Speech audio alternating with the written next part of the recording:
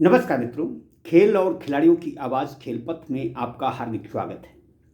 मित्रों, शारीरिक शिक्षक यानी खेल गुरु किसी भी राज्य की वह सम्मानित शख्सियत होती है जिसके कंधों पर राष्ट्र का भविष्य सवार होता है। शारीरिक शिक्षक ही भावी पीढ़ी को स्वस्थ शरीर की महत्ता बताते हैं, खेलों के महत्व से परिचित कराते हैं। इनके बिना किसी भी राज्य या जिले की खेलों में तरक्की नहीं हो सकती। ये हर सफ़ेदपोश जनप्रतिनिधि तथा प्रशासनिक अधिकारी भली भांति समझता है, लेकिन इनकी तंगहाली, इनकी परेशानी पर किसी की नज़र नहीं पड़ती। लगभग 3 साल पहले बिहार के 6,386 मध्य विद्यालयों में से लगभग 6,000 में शारीरिक शिक्षा सह स्वास्थ्य प्रशिक्षक के पद पर बहाली प्रक्रिया शुरू हुई थी।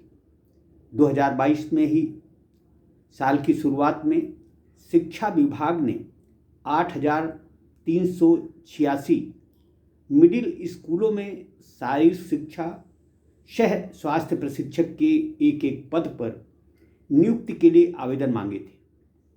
योजना की रिपोर्ट प्राथमिक शिक्षा निदेशालय को जिलों से प्राप्त हो गई तथा 8,386 पदों में से केवल 2,350 को ही जिलों द्वारा अधिसूचित किया गया।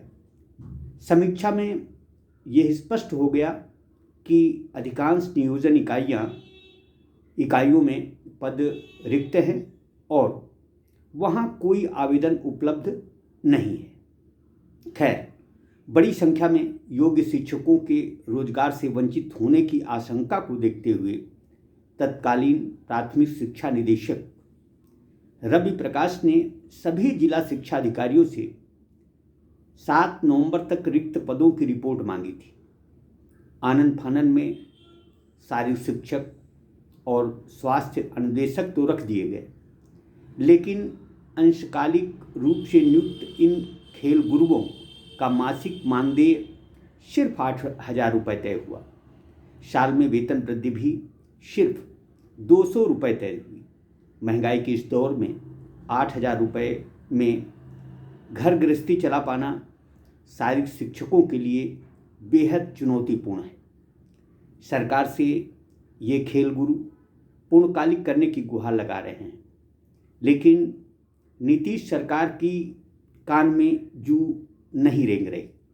खेलपथ ने इस संदर्भ में स्कूल शिक्षा विभाग से बात की तो उनका टके भर का जवाब है कि जियो में इन शारीरिक शिक्षकों को पूर्णकालिक करने का कोई प्रावधान नहीं है। अब सवाल ये उठता है कि जियो में यदि प्रावधान नहीं हो तो क्या यह खेल गुरु इसी तरह गुर्बत में ही जीवन बसर करेंगे? दरअसल जिस तरह सरकारें, हुकूमतें, हमारे जनप्रतिनिधि दूसरी समस्याओं पर तत्काल ध्यान देते हैं, उसी तरह से शारीरिक शिक्षकों, स्वास्थ्य अनुदेशकों की परेशानी पर भी नीतीश सरकार को ध्यान देना चाहिए। Bihar physical education and health instructor का पद एक फिजिकल टीचर के समान है। उदाहरण के लिए स्कूल में बच्चों को योग, फिटनेस, स्वास्थ्य से संबंधित जानकारी देना स्वास्थ्य प्रशिक्षक का ही काम है। ऐसे में सरकार की ओर से बिहार के हर प्राथमिक विद्यालय में एक शारीरिक शिक्षक और स्वास्थ्य प्रशिक्षक रखा जाना अनिवार्य है।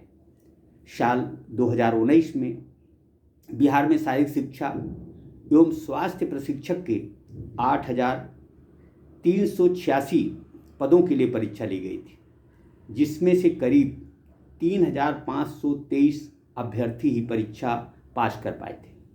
कुल मिलाकर शारीरिक शिक्षकों और स्वास्थ्य अनुदेशकों की बहाली तो हुई, लेकिन उनकी आर्थिक तंगहाली दूर करने का अभी तक कोई प्रयास नहीं हुआ है।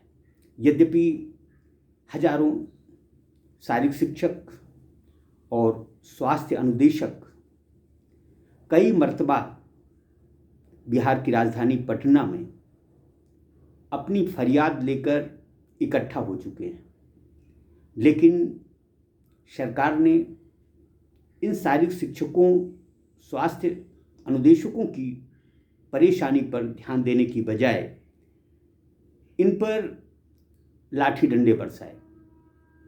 यानी सरकार यदि मानवीय दृष्टि से शारीरिक शिक्षकों, स्वास्थ्य अनुदेशकों की परेशानी का संज्ञान ले ले, तो मैं समझता हूँ कि न केवल इन युवाओं का भला होगा, बल्कि इससे बीमारू बिहार राज्य स्वस्थ राज्य भी बन जाएगा। दरअसल किसी भी राज्य के समुन्नत विकास में वहाँ की आवाम का स्वस्थ रहना बहुत ज़रूरी है। भारत ही नहीं, बिहार की भावी पीढ़ी भी स्वस्थ मस्त रहे तथा खेलों में अपना कैरियर बनाए, बिहार को देश दुनिया में गौरवान्वित करे। यही तो हर जनप्रतिनिधि चाहता है। यदि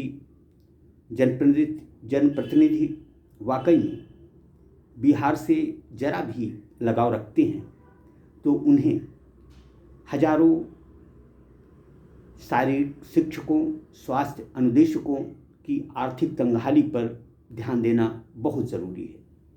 यदि बिहार सरकार ने, नीतीश सरकार ने